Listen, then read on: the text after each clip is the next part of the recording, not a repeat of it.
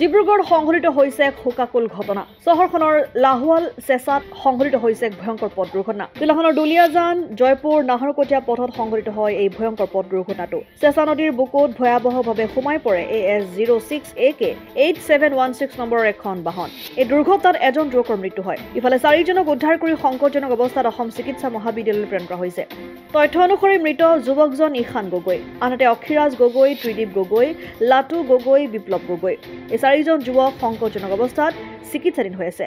নদীৰ বুকুত বাহনখনতে আবদ্ধ হৈ থকা ঈশান গগৈ NDRFৰ লগতে স্থানীয় ৰাইজে উদ্ধাৰ কৰে যদিও শোকাবহভাৱে মৃত্যু সাৱটি লয় যুৱকজনে।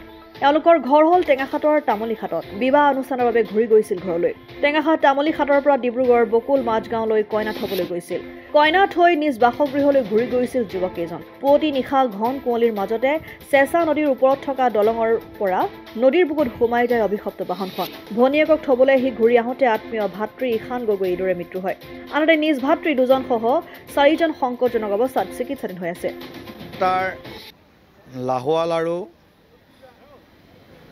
জয়পুৰ এই পথছোৱাত আগত আচলতে এইটোৱেই অকল ঘটনা নহয়, এনেকুৱা ঘটনা আগতেও এবছৰত 6-7টা হৈছে। ইয়াত 5জন যুৱক আছিলে গাড়ীখনত। 5জন যুৱক টেঙাখাট তামুলীখাটৰ আছিলে।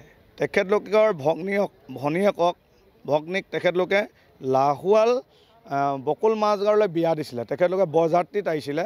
একচুৱেলি বৰযাত্ৰী খাই তেখেতলোকে দৰাঘৰত পাৰ্টি খায় ৰাতি 3টা বজাত টেঙাখাট তামুলীখাটলৈ ঘূৰি যোৱা অৱস্থাত এই ঘটনাটো হৈছে।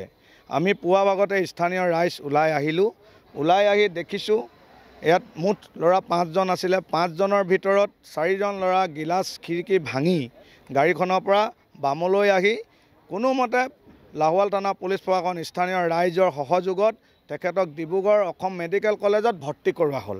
এই 4জন ল'ৰা কিন্তু খুব আঘাতপ্ৰাপ্ত হৈছে, হাত ভৰি ভাগিছে, মূৰত দুখ পাইছে। তাৰপিছত গাড়ীখন ডুব খাই আছে। গাড়ীখন ডুব খোৱা আমি স্থানীয় ৰাইজ, পুলিচ প্ৰশাসন, NDRF সকলো মিলি আমি ৰছী লগাই গাড়ীখন বামলৈ আনিলোঁ।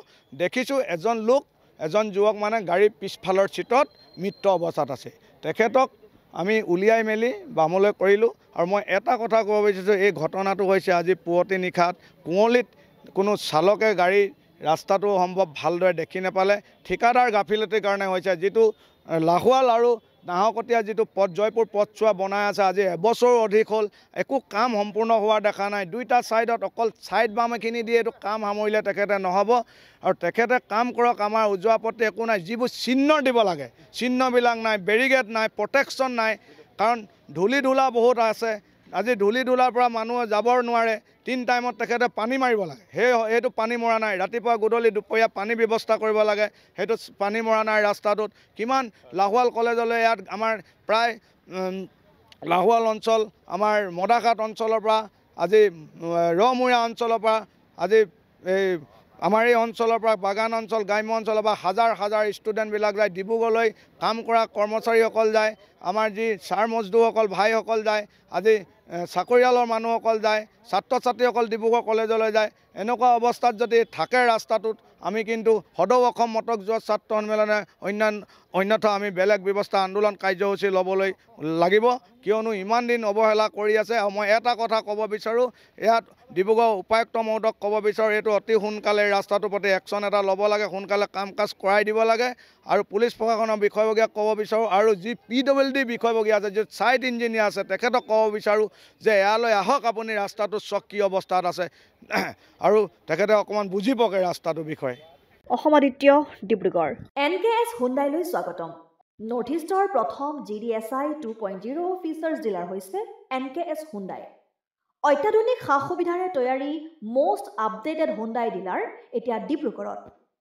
আমাৰ NKS হুণ্ডাই ডিলাৰত open sales consulted room, customer ৰুমৰ লগতে পুৰণি গাড়ীৰ এক্সচেঞ্জ ফেচিলিটিও ৰখা হৈছে।